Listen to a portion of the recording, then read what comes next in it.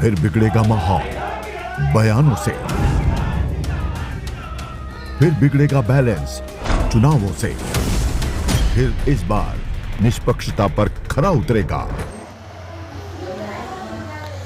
Bharatiya Janata party के वरिष्ठ नेता व देश के रक्षा मंत्री राजनाथ सिंह ने वाराणसी के सेवापुरी विधानसभा क्षेत्र में आयोजित एक जनसभा को संबोधित करते हुए कहा कि केंद्र की सरकार और प्रदेश की सरकार ने जो भी विकास के कार्य किए वह सारी जनता के सामने है। उन्होंने कहा कि जब सारा देश कोरोना के दंश में कोरोना से पीड़ित था उस समय केंद्र की सरकार के द्वारा गरीबों को मुफ्त अनाज देने की व्यवस्था की गई। ये हमारे प्रधानमंत्री नरेंद्र मोदी की उदारवादी ही सोच थी। देश का कोई भी आदमी भूखा ना रहे, यही कारण रहा कि कोरोना के मामले में विकसित देश अमेरिका से कई गुना ज्यादा राहत भारत में यहाँ की जनता को प्रदान किया गया। यह कुशल प्रबंधन का नतीजा रहा। उन्होंने विपक्षी नेताओं को आड़े हाथे लेते हुए कहा कि भ्रष्टाचार और जाति के आधार पर राजनीति करने वाले इन दलों का कोई आधार नहीं है।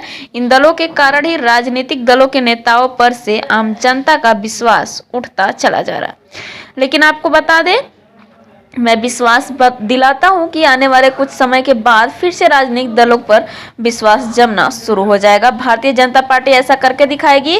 उन्होंने विपक्षी दलों को आड़े हाथों लेते हुए गलवान घाटी में जब भारत और चीन की झड़प हुई थी तब कांग्रेस सहित अन्य विपक्षी दलों के नेताओं ने कहा था कि भारतीय सैनिकों की ज्यादा क्षति हुई है। लेकिन ऑस्ट्रेलियन अखबार के अगले ही दिन स्पष्ट कर दिया कि 50 से ज्यादा चीनी सैनिकों की क्षति गलवान घाटी में हुई थी। भारत अपनी सीमाओं की रक्षा करने में समर्थ है। अब वह पहले का भारत नहीं है। इसी प्रकार से केंद्र में जब से मोदी की सरकार आई है, देश के साथ प्रदेश का भी परिदृश्य बदल गया है। राजनाथ सिंह सेवापुरी के भाजपा प्रत्याशी नीलरतन पटेल के समर्थन में सभा को संबोधित कर रहे थे। वैसा है कि वैसे सरकार ने पहले भी एडवाइजरी जारी की थी और साथ ही उनको बाहर निकालने की व्यवस्था सरकार ने ऑलरेडी कुछ की है। प्लेन्स वगैरह भेजे गए हैं, लेकिन वहाँ की ऐसी स्थिति है कि अब शायद जहाँ तक मुझे जानकारी है कि अभी प्लेन लैंड नहीं कर पा रहा है, लेकिन उसको लेकर सरकार चिंतित है। और जो भी इफ़र्ट संभव था हमारी सरकार ने किया है और आगे भी जो इफ़र्ट्स होंगे अपने भारतवासियों को बचाने के लिए हम लोग करेंगे। नहीं, ऑलरेडी प्लेन वहाँ पर भेजी गई थी। कुछ बच्चे आए भी हैं, ऐसा नहीं है, कुछ बच्चे आए हैं, लेकिन एक प्लेन वहाँ गई, वहाँ पर शायद कुछ ऐसी स्थिति थी, हम प्लेन चाहते हुए भी वहाँ पर लैंड नहीं कर पाई। तो स्थिति विषम है, इसमें कहीं दो राय नहीं है। लेकिन फिर भी हमारी गवर्नमेंट का पूरा इफर्ट है कि जो हमारे भारतवासी हैं, हमारे जो बच्चे वहाँ पर हैं, उन सभी को निकाला जाए। इंडिया का क्या स्टैंड है इस पर कुछ बोल दीजिए।